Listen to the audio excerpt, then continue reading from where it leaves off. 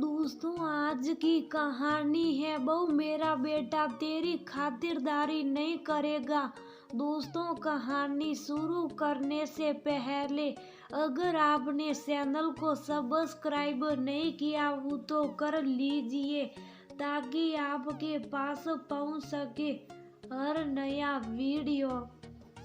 सुनो जी, शाम को मेरी कुछ सहेलियां घर पर आ रही हैं तो आप घर पर ही रहना और थोड़ा सा संभाल लेना।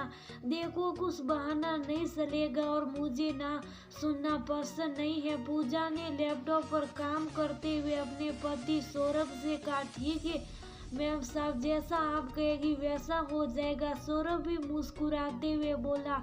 दोनों का वार्तालाप सौरभ की मम्मी सुन रही थी, जो कुछ दिनों के लिए उनके साथ रहने को आई थी। वह तुरंत बोल पड़ी, सौरभ, बहू की सहेलियां आ रही हैं तो तू वहाँ क्या करेगा? तू कहीं बाहर घूमने चला या अपने दोस्तों के घर चला जा।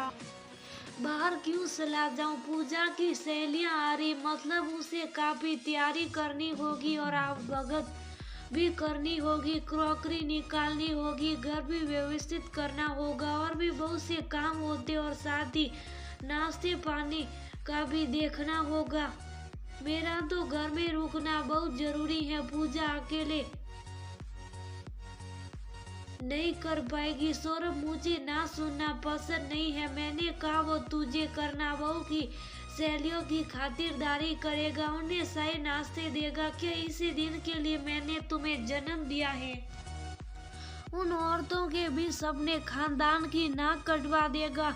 सब मुझ पर, मेरी परवरिश पर हंसेगी। मनोरमा जी जलाती हुई बोली, माँ, इसमें खानदान की नाक क्या कट जाएगी? जब मेरे दोस्त आते तभी तो पूजा सारा काम संभालती है, सही नाश्ता और बाकी चीजें बनाती है, घर व्यवस्थित करती है। मैं अपने दोस्तों के साथ बातें करता और पूजा बार बार कभी पानी, कभी चाय कॉफी भी तो कभी गरम स्नैक्स लाती है और मेरे दोस्तों की पूरे मन से खातिरदारी करती है। तो मैं क्यों नहीं कर सकता हूँ? ये सब तो औरतों का काम होता है, इसलिए तो पैदा हुई हैं।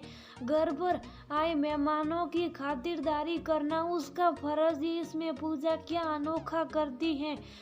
तू बिना वजह अपनी पत्नी के गुणगान करता रहता है, जैसे ये संसार की पहली पत्नी है जो अपने पति के दोस्तों के लिए चाय बनाती है। वही काम तू करेगा तो अच्छा लगेगा। अरे तू आदमी है, कमाता है, घर चलाता है, पढ़ा लिखा है, तू ये सब करता, क्या अच्छा लगेगा? सौरभ ने अपनी माँ की बात सुनी और उनकी बात खत्म होते ही वह भी बोला, माँ, पूजा भी कमाती है, घर चलाने में इसके पैसे भी काम में आते हैं, ये भी पढ़ी लिखी है। जब ये सब काम कर सकती है तो मैं भी कर सकता हूँ। अब तू तो मुझसे बहस कर रहा है। तू कोई नौकर है क्या जो इसकी सहेलियों को सही पकड़ेगा? हमारे जमाने में तो जब मेरी सहेलियां घर आती थी तो तेरे पापा बाहर चले जाते थे। इतनी औरतों के बीच में एक आदमी का भला क्या काम होता है?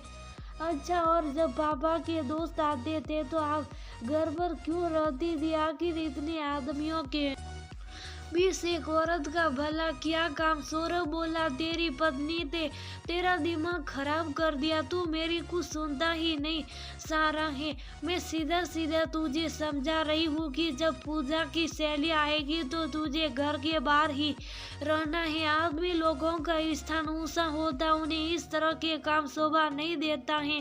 मनोरमा जी ने सौरभ को समझाते हुए कहा, माँ, कोई ऊंचा या नीचा नहीं है। आज के जमाने में सब बराबर हैं। आदमियों के साथ महिलाएं भी बराबर कमा रही है। हर वो काम जो कभी आदमी करते थे आज महिलाएं भी कर रही। कहीं कोई अंतर ही नहीं रह गया है। आदमी के कार्य क्षेत्र में महिला परिश्रम लगा रही हैं और महिलाओं के कार्य क्षेत्र में आदमी भी अपना हुनर दिखा रहे। अब कुकिंग में ही देख लो, होटल में शेफ अधिकांश आदमी होते हैं। खाना बनाना हमेशा महिलाओं का ही कार्य समझा जाता था, पर अब कई कोई सीमा रेखा नहीं है, कोई भी काम कोई भी कर सकता है। शादी से पहले जब दीदी की सहेलियां आती थी तब भी मैं ही साए बनाता था। आपकी भजन मंडली की भी मैं खातिरदारी करता था। एक भाई कर सकता है, एक बेटा कर सकता है, तो एक पति अपनी पत्नी के लिए ये क्यों नहीं कर सकता है। सौरभ ने फिर अपनी बात रखी। इस बार मनोरमा जी निरुत्तर हो गई थी। तभी पूजा अंदर कमरे से बाहर आती है। तो मेरा साथ दोगे ना? सब पहली बार आ रही है, मुझे घबराहट हो रही है। हाँ पूजा, सब मैनेज हो जाएगा। मैंने नाश्ता बाहर से ऑर्डर कर दिया और चाय कॉफी के लिए कप निकाल दिए। क्रॉकरी भी किचन की स्लैब पर रख दी है और तुम्हारी सहेली आज मेरे हाथ की चाय पीकर खुश हो जाएगी। सौरभ की बातें सुनकर पूजा के चेहरे पर मुस्कान खिल गई। अपने बेटे बहू का प्यार और आपसी सामंजस्य और समझदारी देखकर मनोरमा जी की आंखें भी खुशी से चमक गई। जब महिलाएं अपने पति के दोस्तों की खातिरदारी कर सकती हैं तो आदमी अपनी पत्नी की सहेलियों की खातिरदारी क्यों नहीं कर सकता। उसमें सहयोग करने के लिए उसकी बातें क्यों नहीं आती है। ऐसा अक्सर कई घरों में होता ही है। आपके घर में भी यही होता है क्या?